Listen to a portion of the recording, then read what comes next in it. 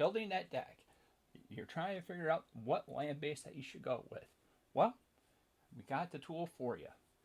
Let's switch over and visit the people over at Moxfield to be able to help you out.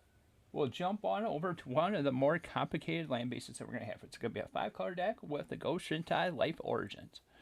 So we have a couple tools that's going to be able to help us out to figure out our mana base.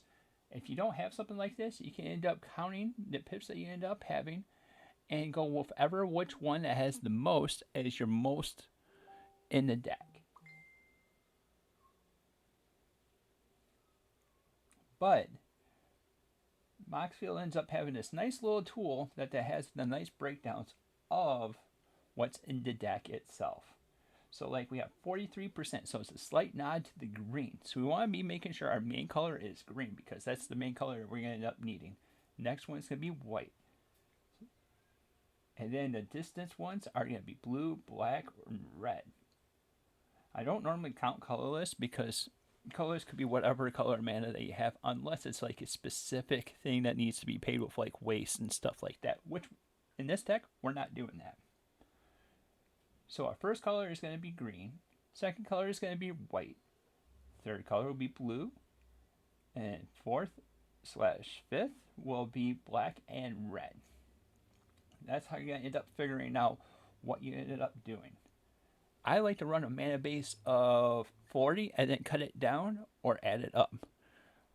40 is a good solid number to be able to work with because that allows you to be able to play your spells. But if you have a lower curve such as elves, I'll end up going down to like a 36, 35 because you have elves that end up making ramp for you.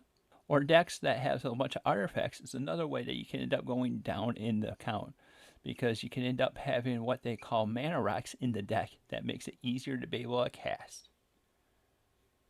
However, some decks that you want to be having more with is the more controlling decks or like your land ramp, like your landfall decks. Because you want to make sure you hit that landfall that comes over with it. And in the control deck, you want to make sure you play a land each turn because you want to keep on growing that board. Keep on forgetting to turn off their price book stuff. Son of a gun. But here's the big thing about this is that a land base is going to be a needed tool for your commander deck because you got to have a good base to be able to play your spells. Mana is probably the most important. Well, I wouldn't say probably.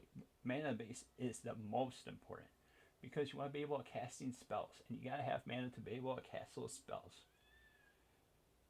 So ultimately, it's up to you to figure out which way you're going to go. But to review, you want to make sure that the lands or the land type that you have the most of is your first and foremost alley that you end up going down.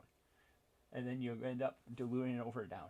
So like if I'm running a 40 card deck and let's say I have the 5 color deck that we were showing for it with Go Shintai, I would say to run, I would run 15 forest